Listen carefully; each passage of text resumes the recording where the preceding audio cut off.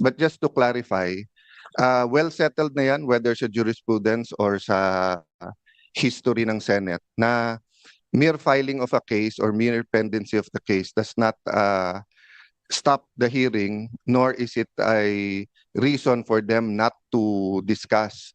In fact, pagka yung executive department, matetest pa nga yung consistency na kung ang sasabihin nila dito at sasabihin nila dun sa korte ay pareho.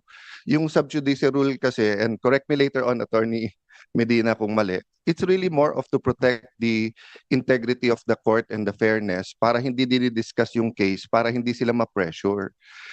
Yung sub judice rule is not meant para yung kung may inconsistency sa ibang bodies, sa SEC, quasi-judicial bodies, or dito sa Congress or sa Senate.